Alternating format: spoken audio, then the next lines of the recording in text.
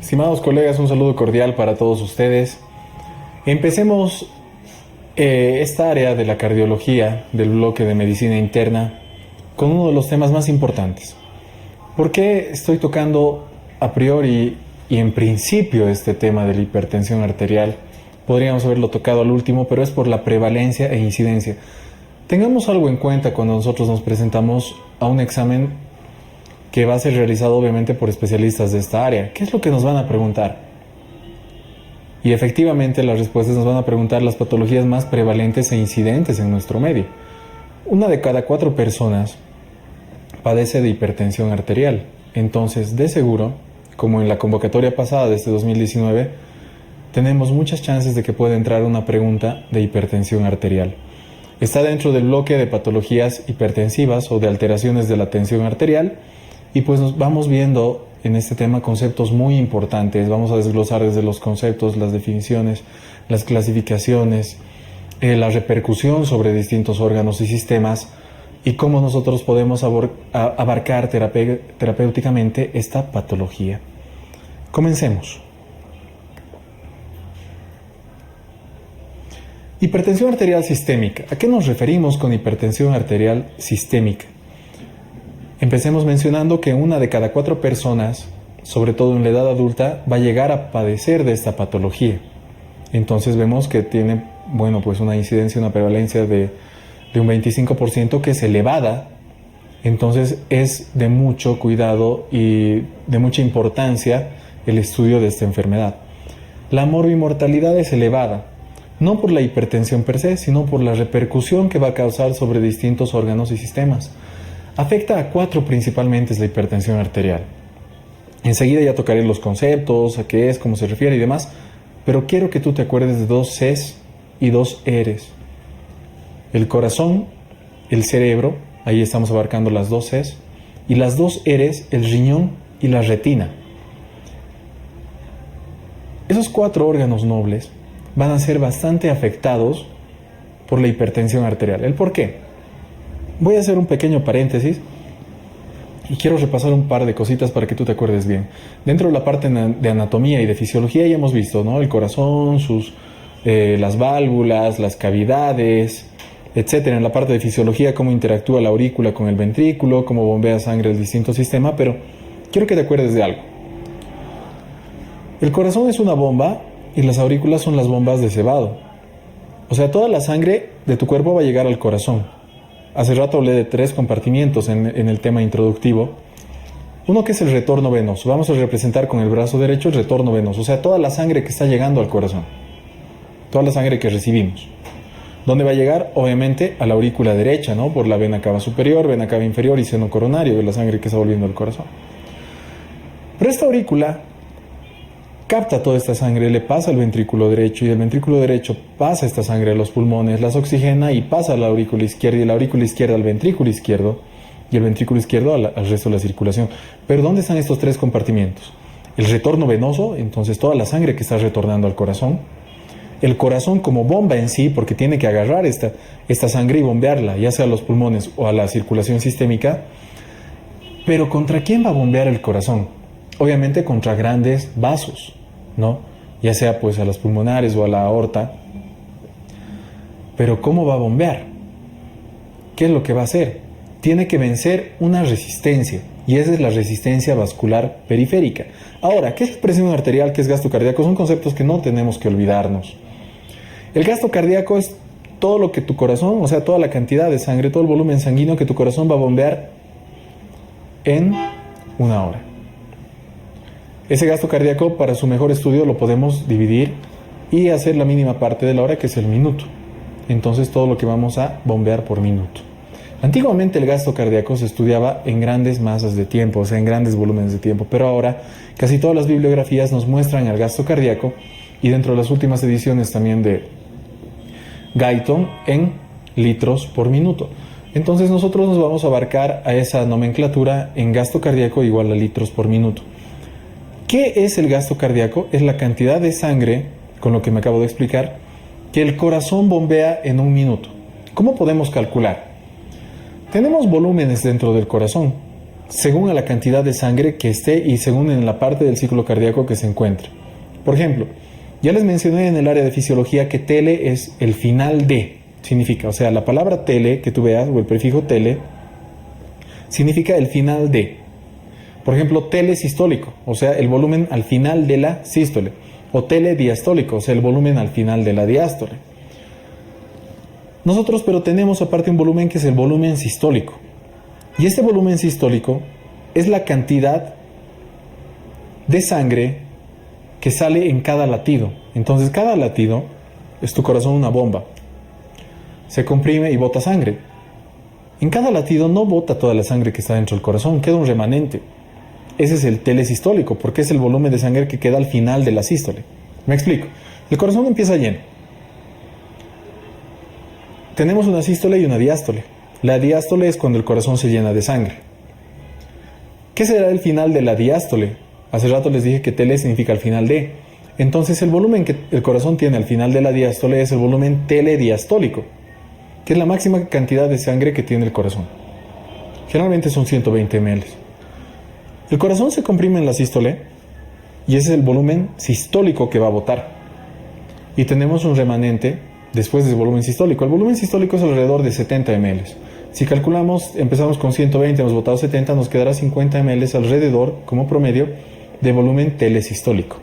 Si nosotros tomamos y apartamos el volumen sistólico, entonces el volumen de sangre que estamos bombeando en cada latido, y lo multiplicamos por la frecuencia cardíaca, supongamos que 700 ml es el volumen sistólico y la frecuencia cardíaca 70 latidos por minuto, entonces 7 por 7, 49, 4900 ml o 5 alrededor, promediando 5 litros de sangre que el corazón va a bombear en un minuto. Entonces recordemos, ¿cuánta sangre bombea el corazón? ¿Cómo calculamos? Pues el volumen sistólico por la frecuencia cardíaca. Ahora obviamente este volumen sistólico puede variar. Puede ser un corazón que no se esté llenando de mucha sangre, como una cardiomiopatía hipertrófica, o sea que estamos alterando la diástole, el llenado cardíaco. Entonces el volumen sistólico puede afectarse en fases tardías y ser menor. Claro que en principio no, pero puede afectarse y ser menor. Entonces el gasto cardíaco disminuye, por más de que mantengas tu frecuencia cardíaca. ¿Por qué empecé hablando de esto? Es porque esa resistencia vascular periférica, que es el tercer compartimiento, ya les dije, un primer compartimiento de retorno venoso, un segundo compartimiento de bomba cardíaca per se, y un tercer compartimiento que es la resistencia que el corazón encuentra cuando bombea la sangre, que sería la resistencia vascular periférica, es la que se afecta en la hipertensión arterial. Ahora, ¿a qué nos referimos con presión? Nuestros vasos sanguíneos son unas cañerías, obviamente, pero que tienen que tener cierta tensión en sus paredes. Tú sabes que tus tejidos, nuestros tejidos, los tejidos, tienen que ser perfundidos constantemente, tienen que ser abastecidos de elementos constantemente. ¿Y cómo nosotros, pongamos el ejemplo de una casa, hacemos que llegue agua a todo lado? Gracias a la presión que va a tener el agua. Y obviamente nosotros en el cuerpo humano, igual gracias a la presión, hacemos que llegue sangre a los tejidos, hasta los tejidos más lejanos de nuestro organismo. Es por eso que tu corazón bombea, se encuentra contra una resistencia arterial, pero esas paredes siguen teniendo tensión. ¿Para qué? Para que esa presión asegure o garantice la llegada de sangre a los tejidos más lejanos. Esa es la presión arterial, la fuerza o tensión que va a existir sobre las paredes de las arterias. Las venas mantienen una presión casi constante, pero hacen circular la sangre gracias a válvulas que tienen, sobre todo en los miembros o en su totalidad en los miembros inferiores. Ahora, esa es la presión que nosotros tenemos que mantener. Con lo explicado, cómo nos afecta una presión baja y cómo nos afecta una presión alta. Tenemos cañerías grandes y van disminuyendo de calibre cada vez más, ¿no? O sea, la aorta, que es una arteria de gran calibre, va dividiéndose, va teniendo colaterales hasta la más pequeña, imaginémonos. División, división, división y llegamos al riñón. Hemos llegado a esas arteriolas, porque ya dejan de ser arterias, van a formar arteriolas, etc. Pero las paredes no van a ser tan gruesas como las arterias primarias que nosotros tenemos. Entonces, en los cambios de presión, cuando aumentamos mucho la tensión sobre las paredes de estos vasos, No afectará a una arteria de gran calibre, como son las carótidas primitivas, la aorta, etc. Pero sí llegará a repercutir y afectar esas arterias de pequeño calibre. ¿Cuáles serán las arterias de pequeño calibre que más van a afectar a nuestro organismo? Las dos Cs y las dos Rs, porque son órganos vitales. El corazón, el cerebro, el riñón y la retina. ¿Cómo se van a afectar estos vasos sanguíneos? En principio, tenemos dos cosas que pueden pasar en los vasos sanguíneos y eso quiero que entiendas. Estoy tocando un poco de fisiopatología, pero para que entiendas hipertensión arterial tienes que saber fisiopatología. Una arteria de pequeño calibre, si la subida de la tensión arterial es brusca, obviamente no va a aguantar ese cambio de presión y se va a romper. Entonces ahí tenemos los accidentes cerebrovasculares, por ejemplo, o los sangrandos retinianos, etc. Pero cuando la tensión va aumentando gradualmente, esa arteria se va preparando para ese grado de aumento que va teniendo la presión. Entonces va engrosándose, va formando más masa.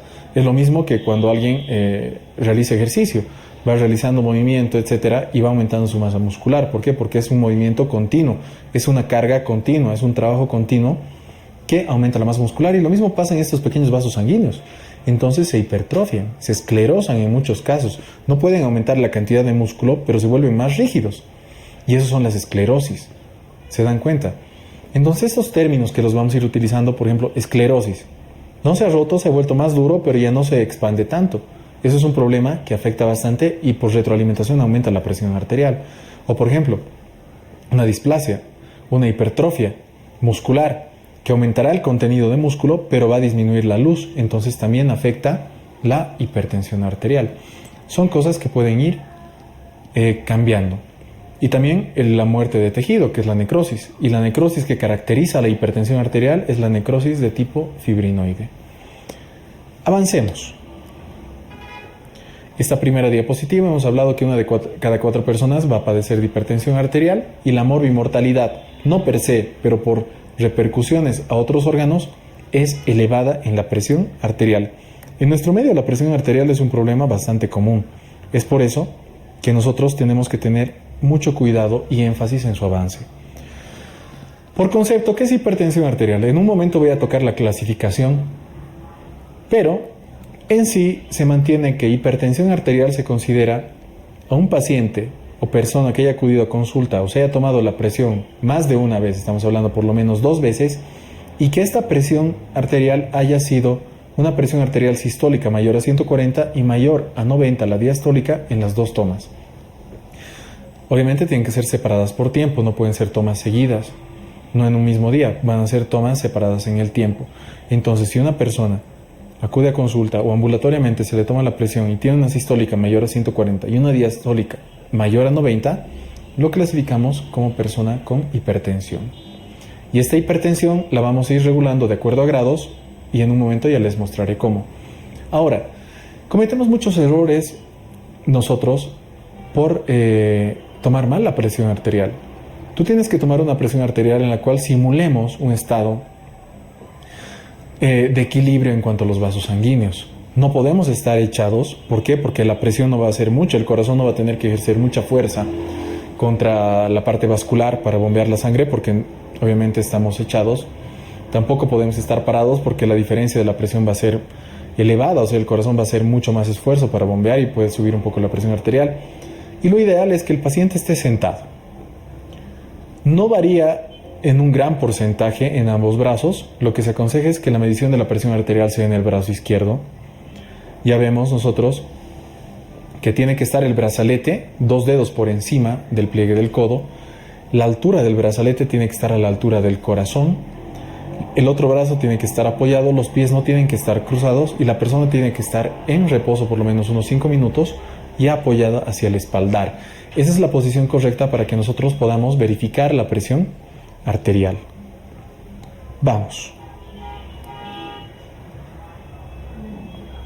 ¿Qué más podemos nosotros hablar de presión arterial? Obviamente, ¿qué la causa? ¿Qué patologías van a llevar a que una persona tenga hipertensión arterial? La vamos a dividir dentro de la parte endocrinológica, asociadas a la patología renal, consumo de sustancias, sistema nervioso y otras patologías.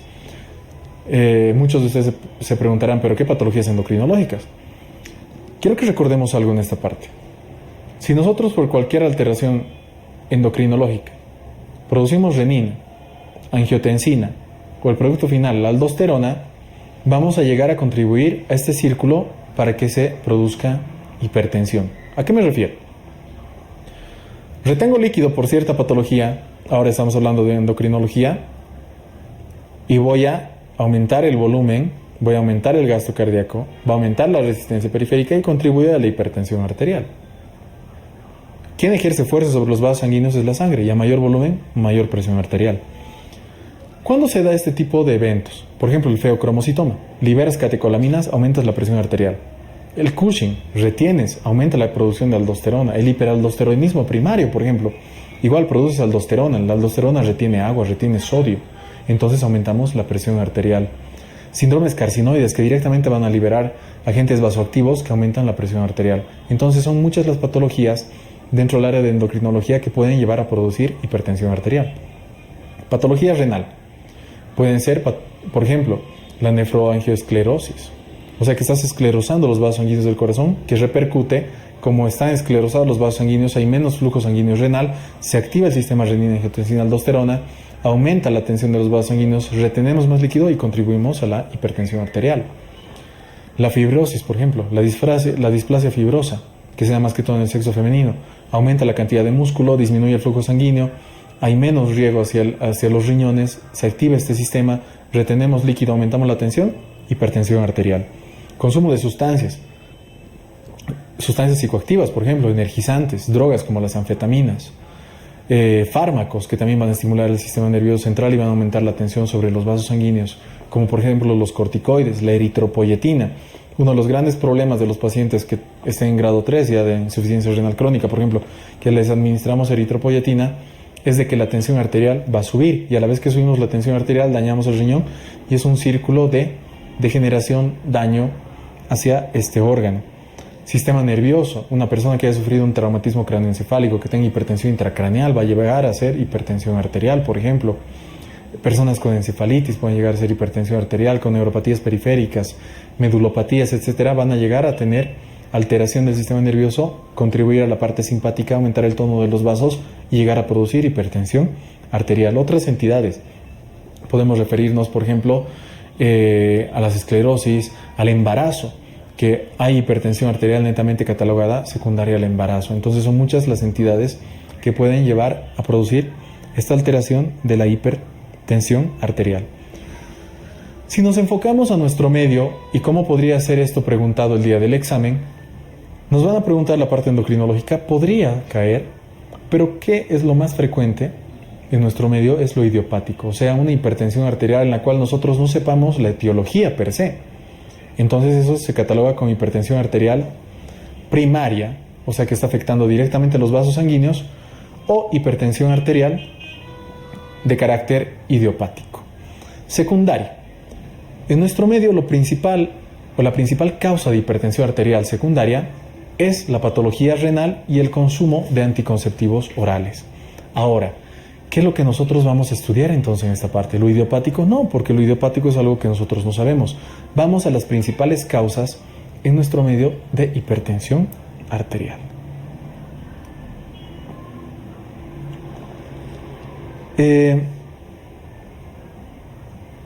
Dentro de la patología renal, nosotros tenemos dos grandes grupos. Una en personas de sexo masculino de más de 50 años y otra de sexo femenino en personas jóvenes. Y a esto me estoy refiriendo con dos áreas grandes que nosotros tenemos que saber sí o sí distinguir dentro de la patología renal.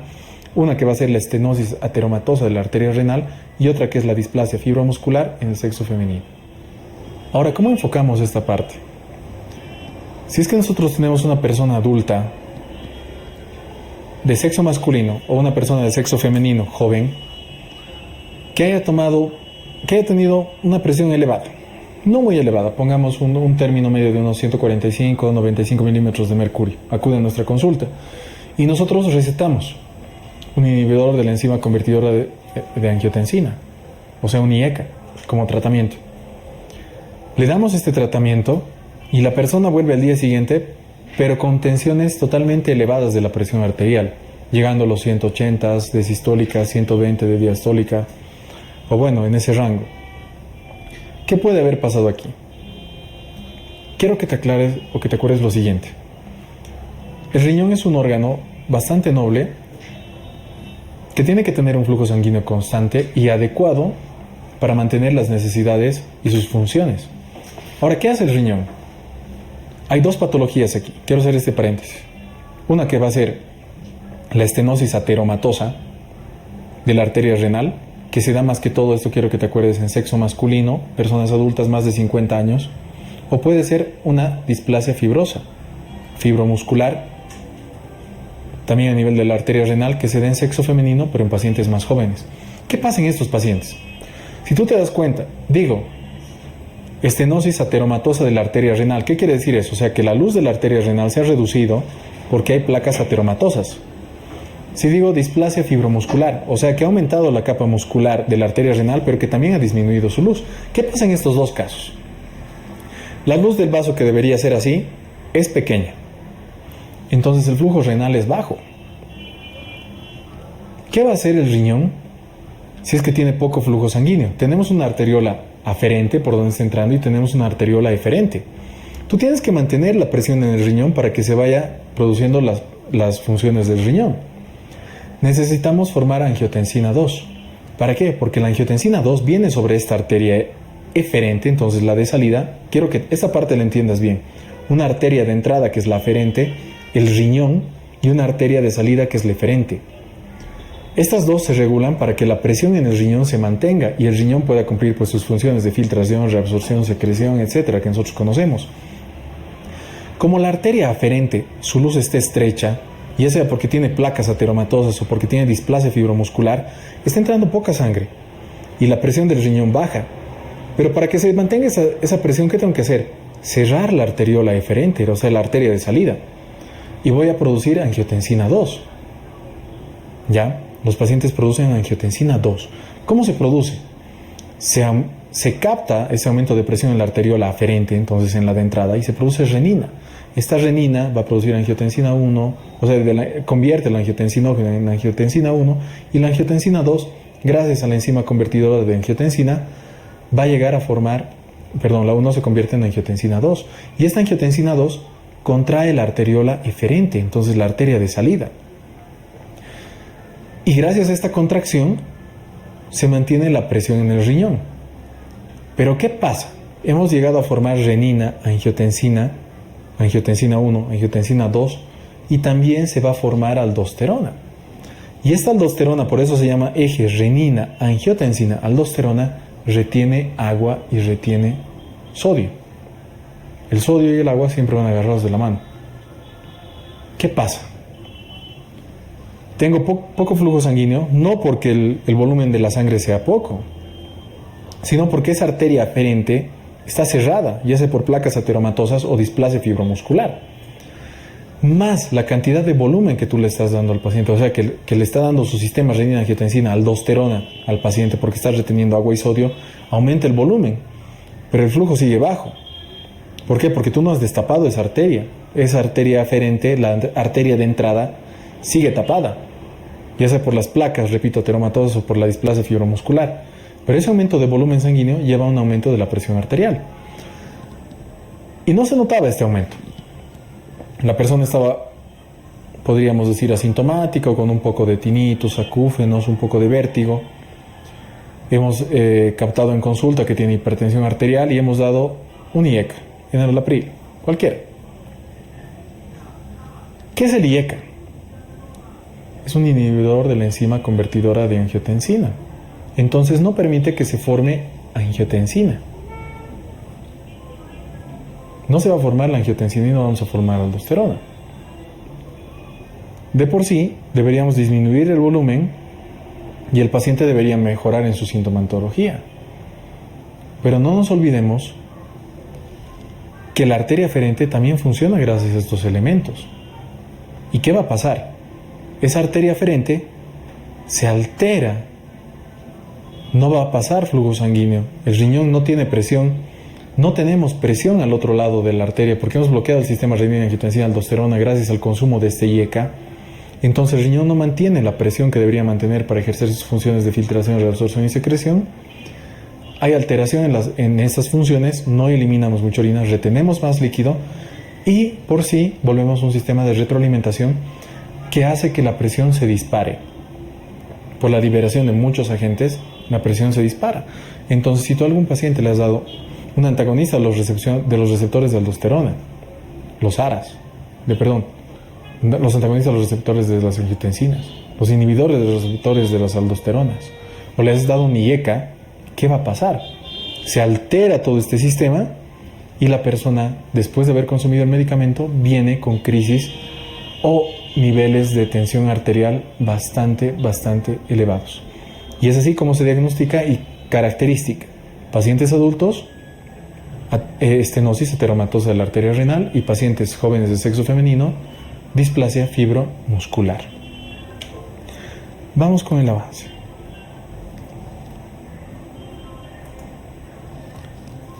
En el anciano, los vasos sanguíneos, los tejidos, el sistema locomotor, todo a medida que pasan los años disminuye en cuanto a flexibilidad, entonces se vuelven más rígidos. Es por eso que la arteriosclerosis senil contribuye a que los pacientes tengan hipertensión arterial. ¿A qué se refiere esto? Que los vasos sanguíneos ya no van a hacer ese efecto, sino que son más rígidos, ya no tienen tanto músculo, son más rígidos, y cada vez que el corazón bombea sangre, aumenta la presión sobre este vaso porque es más rígido y ya no tan distendible, y se produce hipertensión arterial, que es algo característico en los pacientes ancianos. Es que esta hipertensión arterial se acompaña de hipotensión arterial ortostática. ¿Qué es el ortostatismo o la hipertensión arterial ortostática? Que la presión arterial disminuya, pero mucho, ya sea más de 20 milímetros de mercurio la sistólica o 10 la diastólica, o que esté debajo de 60 la sistólica o debajo de 60 la diastólica, en los 3 siguientes minutos después de que el paciente se ha parado. Muchos de nosotros hemos sentido esa sensación de mareo y de inestabilidad cuando estamos echados o sentados y nos paramos de golpe y nos queremos desmayar, incluso algunas personas se desmayan. ¿Qué es esto? Que tu corazón estaba bombeando contra poca resistencia. Una persona que se para de golpe ejerce más resistencia en sus vasos sanguíneos, no se puede acomodar tan rápido tu sistema nervioso autónomo para distenderlos, para aumentar la presión. ¿Y qué pasa en estos pacientes? Tienen menos flujo sanguíneo en el sistema nervioso central y pues se quieren desvanecer. Pasa lo mismo en los pacientes ancianitos. Tienen un grado elevado de hipotensión arterial ortostática, pero per se tienen hipertensión arterial gracias a la arteriosclerosis senil. Y tienen una hipertensión arterial, pero de característica aislada en la parte sistólica. ¿Qué quiere decir? Que la parte sistólica estará elevada, pero la parte diastólica por lo general no supera los 90 milímetros de mercurio. Tenemos amplias clasificaciones. Te aconsejo que esta estudies para el examen porque es la completa y es la última en cuanto a hipertensión arterial. Hoy en día, gracias al estilo de vida que tenemos, gracias a la atención que tenemos cada día más como seres humanos, se ha catalogado que normal se considere hasta 130 y ya no solo hasta 120 milímetros de mercurio. Es por eso que este cuadro, cuando digo apréndetelo, tienes que memorizarlo. Todo es para entender, pero algunas cosas para memorizar. Y este cuadro es para memorizar. Por ejemplo, tenemos una óptima, una normal, normal alta. Tenemos una hipertensión grado 1, grado 2, grado 3 y una hipertensión arterial sistólica aislada. La óptima siempre va a ser menos de 120. La normal, que vamos a ir hasta 130, la normal alta hasta 140, grado 1 de 140 a 160, grado 2 hasta 180 y grado 3 más de 180, me refiero a la hipertensión arterial, a la parte sistólica. Y la diastólica, pues que óptima va a ser siempre que estemos menores a 80, de 80 a 85 va a ser normal, normal alta vamos a ir hasta los 90, de los 90 al 100 grado 1, 100 a 110 grado 2 y mayor a 110 vamos a tener el grado 3 de hipertensión arterial dentro de la parte diastólica.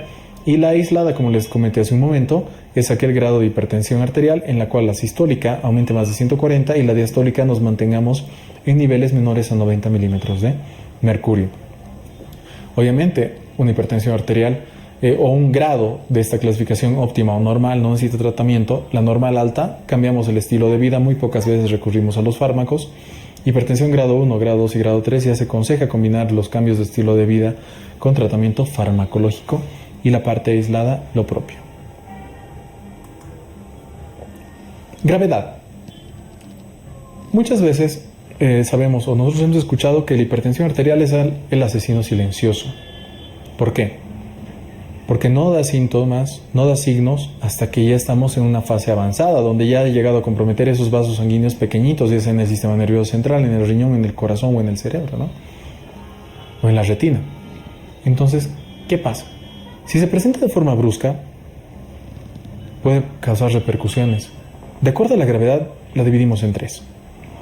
En una acelerada, en una maligna y en las crisis hipertensivas. La acelerada es cuando la hipertensión, o bueno, el grado de tensión arterial ha subido de golpe, pero no ha dañado ningún órgano, no hay edema de papila tampoco. La maligna es cuando ya hay daño hacia algún órgano, sobre todo sistema nervioso central, o si estamos hablando de cerebro, vamos a ver la otra C que es el corazón, la retina o el riñón, que son las dos seres. Y también hay edema de papila, a esa la denominamos maligna. Y las crisis hipertensivas, en las cuales los niveles son mayores a 180 y 120 milímetros de mercurio. Y esas se van a dividir ya sea en urgencias o emergencias, de acuerdo a si afecten o no a distintos órganos. Vamos a ver un poco acerca de las repercusiones de este aumento de la presión arterial sobre distintos sistemas. En la parte neurológica, lo que más se va a presentar puede ser más que todo insidioso, el paciente no se da cuenta, te presenta una signo-sintomatología un poco confusa, pero por lo general van a presentar tinitos, acúfenos, que se puede presentar en otras patologías, como por ejemplo infecciones agudas de oído, etc. Pueden llegar a presentar vértigo, alteraciones visuales y dolor de nuca, que la consideramos un poco característica de la hipertensión arterial cuando los niveles son mayores a 110 milímetros de mercurio. Ahora también podemos tener una crisis, una encefalopatía hipertensiva. La encefalopatía hipertensiva que se va a caracterizar por, ya sea que el paciente va a disminuir su nivel de conciencia o pierde la conciencia, va a tener náuseas, puede llegar a tener vómitos, puede llegar a tener distintos tipos de alteraciones, convulsiones, por ejemplo, o si un vaso sanguíneo no se ha logrado distender de una buena manera, ha aceptado la tensión arterial y se ha roto, puede llegar a tener un accidente cerebrovascular tipo hemorrágico. Entonces puede llegar a formar encefalopatías de carácter hipertensivo. Entonces son las repercusiones más generales y comunes a nivel del sistema nervioso central, desde las más simples hasta la encefalopatía hipertensiva, que es de un grado mayor. Repercusión a nivel del corazón. El corazón, como cualquier músculo, si aumenta la presión arterial, está aumentando la resistencia. El corazón es esta bomba, está aumentando la poscarga. La precarga ya sabemos que va a ser, bueno, pues la cantidad o el volumen que va a ejercer presión sobre el corazón antes de que se distienda. Es la precarga, o sea, la precarga, lo que está llegando al corazón. Pre y pos es lo que está fuera del corazón. Y la poscarga es todo lo que el corazón va a encontrar como resistencia. Sus mismas válvulas, la resistencia de las paredes cardíacas, aumento de la presión dentro de distintos tejidos, etc. Eso es la poscarga. Y la precarga, pues el volumen que le va a llegar al corazón. ¿Quiénes contribuyen en eso? El retorno venoso, el volumen de sangre, etc. No nos confundamos en esto. El corazón tiene que tener sus cavidades íntegras. Si el corazón se da cuenta que está bombeando contra mayor presión, ¿qué va a hacer? No es muy fuerte el corazón, entonces va a ir aumentando su masa muscular, está ejercitándose, es como levantar pesas. Hay mayor presión, el corazón también aumenta su masa muscular y se hipertrofia. Entonces se vuelve un corazón más duro, más potente, con mayor masa muscular. ¿Pero qué pasa? Como tú puedes observar en el gráfico, disminuye la luz de este corazón. Al principio no se afecta la contracción o el volumen sistólico porque bombea con tanta fuerza que bota mucha sangre. La misma cantidad del volumen sistólico. Se afectará el volumen telediastólico y también el volumen diastólico. ¿Por qué? Porque a mayor masa, menor área del corazón y se va a afectar el llenado cardíaco. Ese llenado cardíaco es diástole, entonces va a llegar a producir una insuficiencia cardíaca de carácter diastólico. Entonces las cámaras se llenan menos, pero ese corazón hipertrófico bombea toda la sangre. Entonces un volumen sistólico más o menos se mantiene en los parámetros fisiológicos. Pero a medida que va sucediendo este proceso, el corazón también se va cansando y esas fibras musculares se van dilatando. Entonces se llega a formar una miocardiopatía dilatada. Hay regresión de la parte hipertrófica, el corazón se dilata, se vuelve como una bolsa, pero que no puede contraerse con la misma fuerza y no bota mucha sangre. Entonces, la parte final es la insuficiencia cardíaca de carácter sistólica en la cual se caracteriza por tener una cardiomiopatía dilatada. Repasamos, el corazón al principio ejerce mucha fuerza, se hipertrofia, cardiomiopatía hipertrófica. ¿Qué tipo de insuficiencia? Insuficiencia cardíaca diastólica porque afecta el llenado. Luego el corazón se dilata y ya no se contrae bien, es una cardiomiopatía dilatada con insuficiencia cardíaca de carácter sistólico porque no bombea la cantidad de sangre adecuada. Al nivel de los riñones, hemos dicho que produce una necrosis fibrinoide, de carácter fibrinoide, pero los riñones se afectan en muchas formas. Se van rompiendo esas arterias, esas arteriolas a nivel del riñón, va habiendo una retroalimentación en el eje de renina-angiotensina-aldosterona, hay mayor retención de líquido, aumento de volumen, menor presión, sigue funcionando este sistema, va a llegar a lesionar el riñón y es una de las principales causas de insuficiencia renal crónica en nuestro medio. Repercusión vascular, como habíamos dicho, aumenta la presión, va a aumentar el grosor de los vasos sanguíneos, estos también se pueden llegar a esclerosar y según el territorio que afecten van a llegar a producir distintos trastornos. Por ejemplo, ¿qué pasa? Si es que va a haber una esclerosis de las carótidas, pues no va a llegar mucha sangre al sistema nervioso central, pueden haber desmayos, alteraciones focales del sistema nervioso central, ictus de carácter isquémico, etc. A nivel del corazón, si es que esas plaquitas del corazón, esas arterias que son delgaditas, que irrigan el corazón, este órgano tan importante, se vuelven más rígidas o se separa una de sus láminas y se tapa, pueden llegar a producir un infarto agudo de miocardio. A nivel del sistema nervioso central, como habíamos dicho hace un momento, también el ictus de carácter isquémico, ¿no? El diagnóstico es mediante la medición. Hace rato, en un comienzo de este tema, hemos dicho que el diagnóstico de hipertensión arterial es mediante la medición de la presión arterial per se. Pero necesitamos dos tomas que sean mayor a 140 milímetros de mercurio la sistólica y mayor a 90 milímetros de mercurio la diastólica, en distintos tiempos. Eso podemos hacer en un paciente que haya venido a consultar por X o Z motivos, lo hemos diagnosticado o hemos visto que sus cifras de presión arteriales son altas, le volvemos a citar para volver a tomar la presión arterial y dos medidas elevadas, más de 140, más de 90, hacen el diagnóstico de hipertensión arterial. No siempre mediante la medición en consulta, también se puede poner un dispositivo que vaya midiendo la presión arterial en distintos momentos del día o un paciente que tenga un automedidor de presión arterial en la cual puede ir tomando los valores de presión arterial, registrándonos para poder catalogar como paciente hipertenso. Tratamiento. Como en toda patología tenemos que empezar con las medidas generales. Entonces, mayor ejercicio El ejercicio, hay dos tipos de ejercicio, esto no quiero que nos confundamos. Uno que va a ser cuando levantamos pesas, el fisiculturismo, en la cual no hay una vasodilatación periférica, por lo cual incluso muchas veces se hipertrofian los vasos sanguíneos y contribuye a la hipertensión arterial. Es por eso que no está muy recomendada la parte de ejercicio isométrico o cuando estás haciendo pesas para personas hipertensas. Pero cuando alguien hace un ejercicio donde aumenta la frecuencia cardíaca, es lo que llamamos, la parte de cardio dentro del deporte, cuando aumentas la frecuencia cardíaca, sí produces una vasodilatación periférica. Entonces el ejercicio aeróbico per se, con aumento de la frecuencia cardíaca, con vasodilatación periférica, contribuye. ¿Por qué? Porque al dilatar los vasos sanguíneos periféricos, disminuimos la tensión sobre estos y disminuimos la tensión arterial. Entonces el ejercicio beneficia de muchas maneras a la presión arterial. El consumo de sal, disminuir el consumo de sal, ¿por qué? Porque el sodio va ligado del agua. Si tienes más sodio en tu cuerpo, vas a retener más agua en tu cuerpo, vas a aumentar el volumen de presión sobre los vasos y aumentas la hipertensión arterial. El estrés, porque el tono simpático causa mayor tono en los vasos sanguíneos. El alcohol, de igual forma, que contribuye a la hipertensión arterial. Una vez que nosotros hayamos logrado concientizar al paciente en cuanto a las medidas generales, si es que el problema sigue de la hipertensión arterial o si es que es una hipertensión arterial de un grado elevado, tenemos que iniciar el tratamiento farmacológico, para lo cual contamos con dos líneas. Fármacos de primera línea que tenemos que utilizar siempre, se aconseja mucho empezar con diuréticos también, y fármacos de segunda línea.